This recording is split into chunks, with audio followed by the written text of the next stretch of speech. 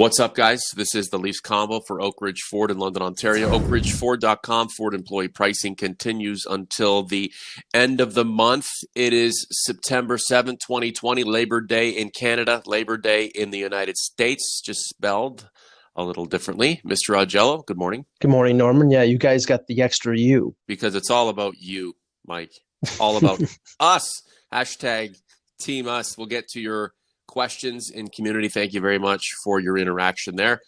Mike, your recent writings at hockeybuzz.com and other online publications focus still on Freddie Andersen and potential upgrades for this guy. How do you upgrade over Freddie Andersen?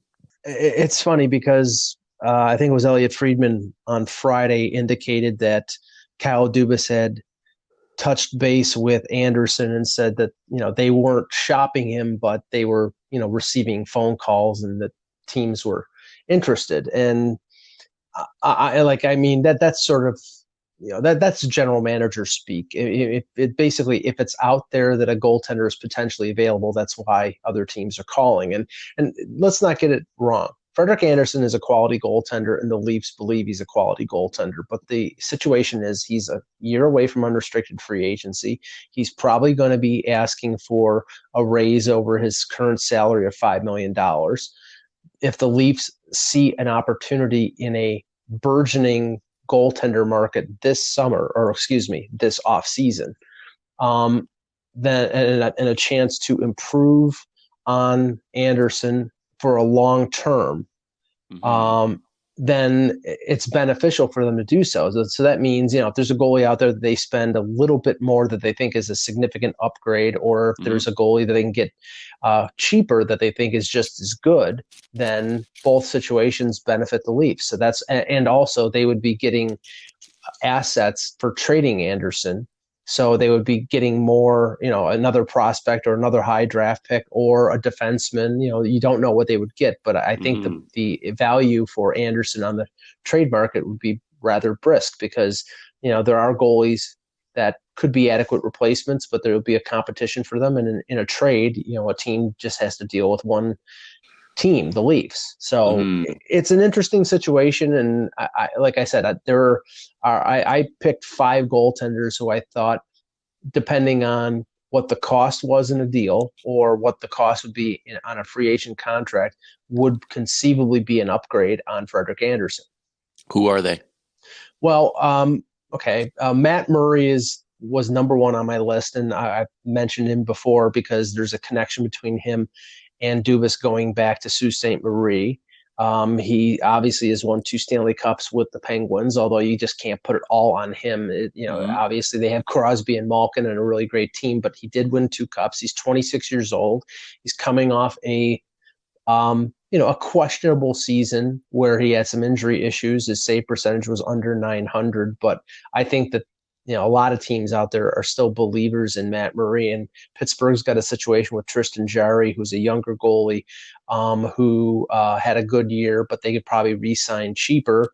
And expansion's coming up, so having 2 goalies, they had the potential of losing one in expansion. So Jim Rutherford is probably going to trade Murray this offseason, and he's a restricted free agent with arbitration eligibility. So you could go into next year basically signing him to a short-term deal if that's the way you want to go.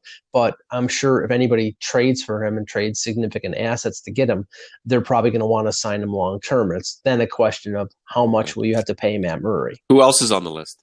Marc-Andre Fleury is on the list because obviously, and I'll put the 2 of them together. Robin Lehner and Marc-Andre Fleury are both on the list. Lehner, if he becomes a UFA after the year, he's in Vegas. Obviously, there's the tandem there with Fleury. And if they sign Lehner, then Fleury would logically be available. With Lehner, it's basically how long of a term, how much money you're going to have to pay. I can't conceive that Lehner is going to sign for anything less than $5 million. And then it's a question of how much cap space are you using up, but there wouldn't be any value to have to trade for him. With Fleury, the value of having, trading for him is probably going to be low because Vegas, if they do sign Leonard, is going to want to get rid of the salary. But he's a $7 million cap hit. So Vegas would probably have to take a haircut on his salary to get rid of the last 2 years. Plus, he's 35 years old.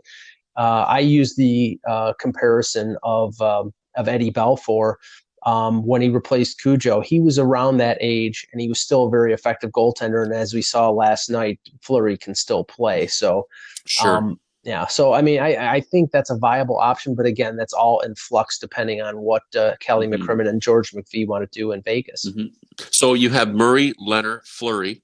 Darcy Kemper from Arizona, who apparently Arizona is in the midst of a rebuild.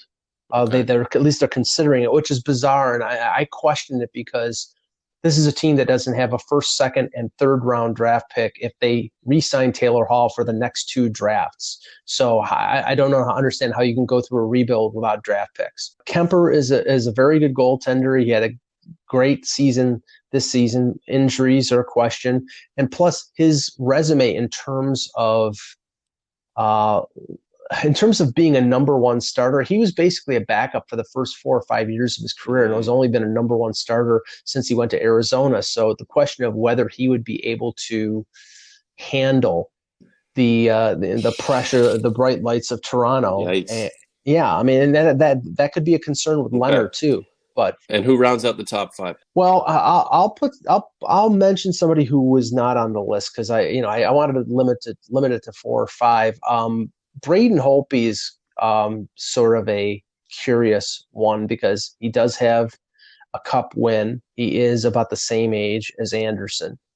But I think that there's a consideration here of whether he is declining. At least the last 2 years, he hasn't played as well in Washington, and they're going to go with Ilya Samsonov. But there might be a belief out there from a number of teams, including the Leafs, that he has been one of the better goaltenders in the league the last 5 or 6 years. So that might be an intriguing possibility. But again, this is all in the mind of who Kyle Dubas believes is the upgrade.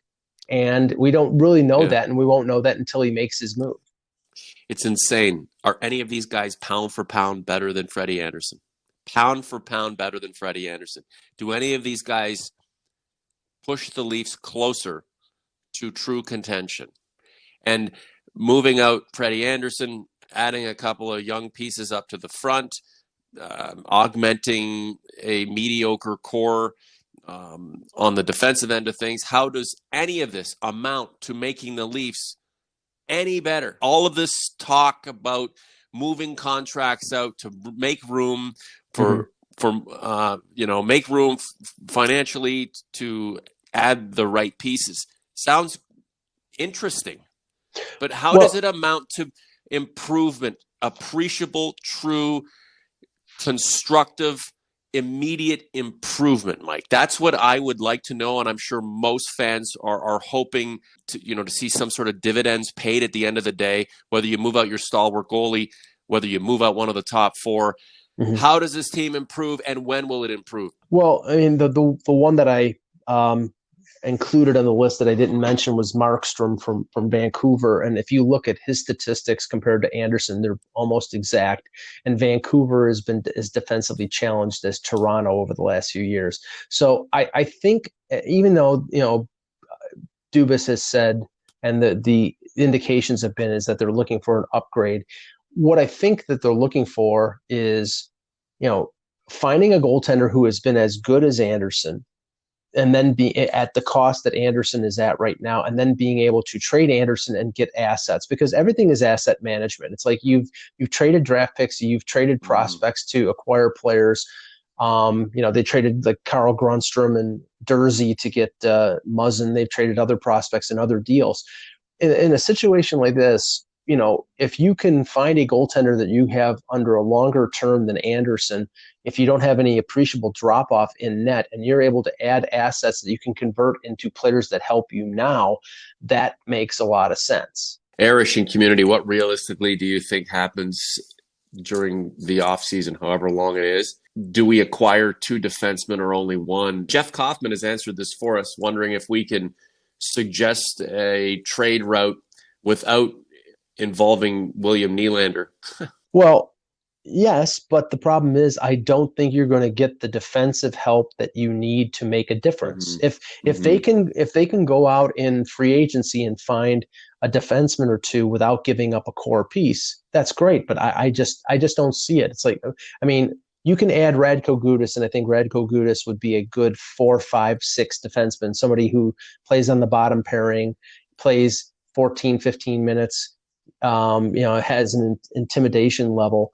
That's all fine and good, but I don't think he's going to be a difference maker between this team advancing deep into the playoffs or not. That I think that only comes with, either signing a Pietrangelo, which he may not even hit the market if St. Louis signs him, or making a trade to get a defenseman like a Matt Dumba or Rasmus Ristolainen, or the number of top pairing or top 4 defensemen that are out there in the market. And honestly, I don't see getting one of those guys for Andreas Janssen. I think you're getting one of them, and you're getting one of them with term on their contract if you trade a William Nylander, because you're not trading Marner, you're not trading Tavares, and you're not trading Matthews.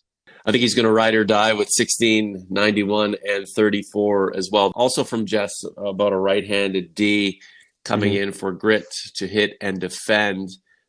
Is that a Radko Gudas, or are we asking too much of Mr. Gudas? No. I know that the Leafs would be in on him. He's going to hit the market. It's all going to be a question of price point, how much it'll cost. If he's in the $3.5 million range, and that's probably something that makes sense. But again, you're not providing a top pairing compadre with Morgan Rielly.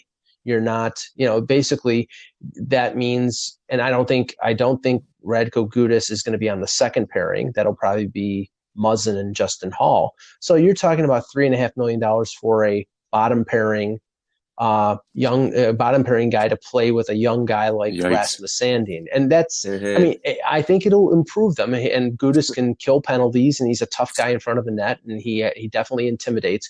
But really, what this team needs is a top pairing defenseman who can play with Morgan Rielly. And, is that Chris Tanev? You're probably going to overpay for Chris Tanev if he's a free agent. And Pietrangelo is probably going to draw, I would say, $8.5 to $9 million in free agency. And do you want to add another big salary? And they can do it, but they would have to shave payroll in a couple different areas. And again, then you're very top heavy. If you keep Nylander and sign Pietrangelo, I don't think it's possible, but that's we'll see. Would Pietrangelo want to come to Toronto? I don't think the place has the same appeal it once did, if it ever did. Chris Tanev's interesting because a few years ago you could have underpaid for him based on his injury situation. This is a lot of fun to talk about. This is what the Leafs Convo is about. A collection of thoughts and ideas, primarily from us, and then obviously the OGs and converts contribute in community. That's another thing I wanted to bring up. Everyone who listens, thank you very much. The numbers are just outrageous, and they're going to continue to go up because Mike and I will continue to provide content, and Oakridge Ford is there with a little extra financial support. If you have any comments that you'd like us to read during the podcast, can you leave them in community, please? It's just a lot easier to get at them. The comment section is pretty dense, and it's tough to wade through everything. Or you can just reach me through Twitter if you have something that you'd like us to add to the convo. Need more cowbell. If our front office is so smart, why are the Islanders in the Eastern Conference Final with a couple of players that our Leafs general manager actually gave up on? Well, I don't think anybody in the hockey world believes that the contract that Lou Lamoriello signed Leo Komarov to was a good contract. He signed him for a 4-year deal for $3 million per. That was an overpayment. Most of the players that they're succeeding with right now were brought in before Lou took over with the Islanders. He lost Tavares in free agency. He signed Varlamov, but the Beauvilliers and the Barzels and Brock Nelson and all, these were all Garth Snow draft picks after years and years of finishing out of the playoffs. So Barry Trotz has been able to, craft a good team, playing his philosophy, playing his style of play. I don't think that, and Lou, has added players along the way, and Matt Martin fit the style of play that the Islanders play. He went right back to playing with Cizikas and Clutterbuck, whereas here under Babcock, he should have been playing fourth line minutes, and basically Babcock didn't believe that he fit in on that situation. So I don't blame Dubas for those failings. I blame Babcock, because I think Matt Martin was an effective player if you used him for the role that he was meant to be used for. And boy, do you think that this Leaf team could use some toughness right now? I do. Sure. Imagine Mike Babcock going to another team and winning a Stanley Cup. The optics the optics don't look good. And optics are optics. We know this team is a couple amazing pieces and some confidence away from winning. Maybe a Stanley Cup, who knows? But the optics don't look good. The boy wonder general manager, the Messiah coach, 1-0. The guys you cast off, the old school coaches that nobody really wants a piece of, the general manager everybody thinks should be 6 feet under right now, still playing. Teams that play a different style, predicated on defense and a 200-foot game, still playing. The Leafs, who don't consider that to be the way you win hockey games, not playing. Yeah, and Mike Babcock, by the way, apparently interviewed for the Capitals job at some time in the last week. So we may get a chance to see him. I don't know about him. Back in action. I'm just saying, Mike. I'm just saying we love our Maple Leafs and we support them thick and thin. But wasn't this thing supposed to be on the tracks? Wasn't this thing supposed to be pushing towards a Stanley Cup by now? Wasn't it? Yeah, I agree. And unfortunately, the plans of mice and men.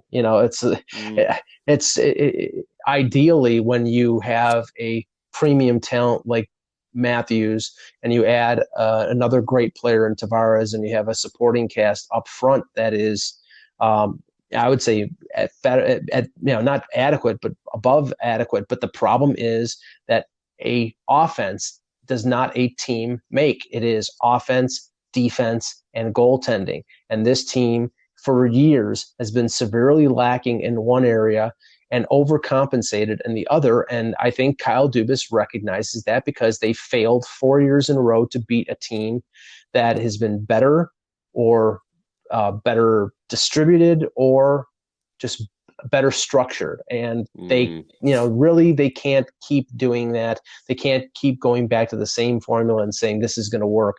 They have to change, or it's just going to be a failure.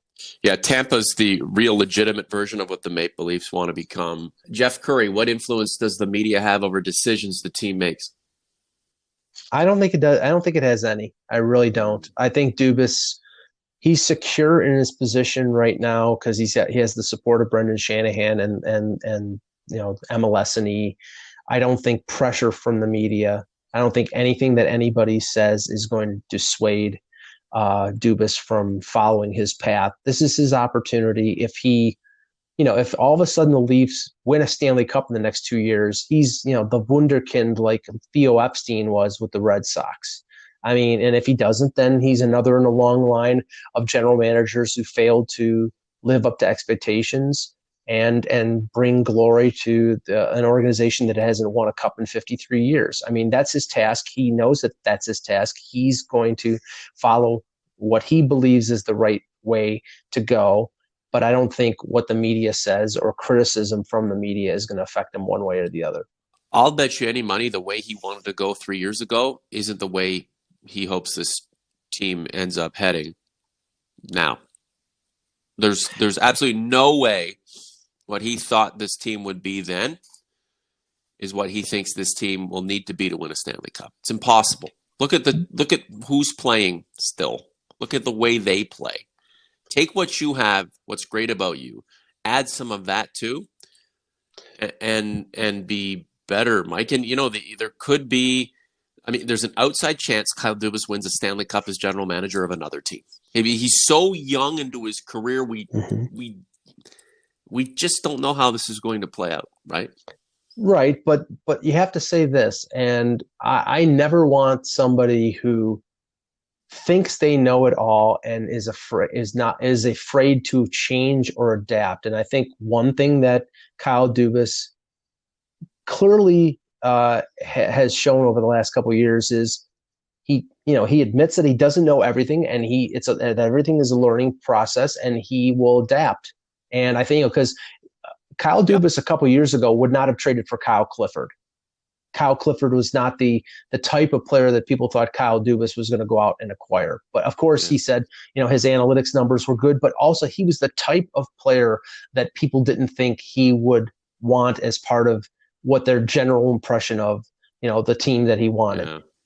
I think that's going to change. I think you're going to see the Leafs add players that are not prototypical Dubas players. And I think that is simply because he's learned that he cannot win based on what he thought, the team was going to be. Add talent, add contributors, ultimately add winners. Mike, it's great to chat with you. Enjoy your Labor Day stateside. Thanks, Norm.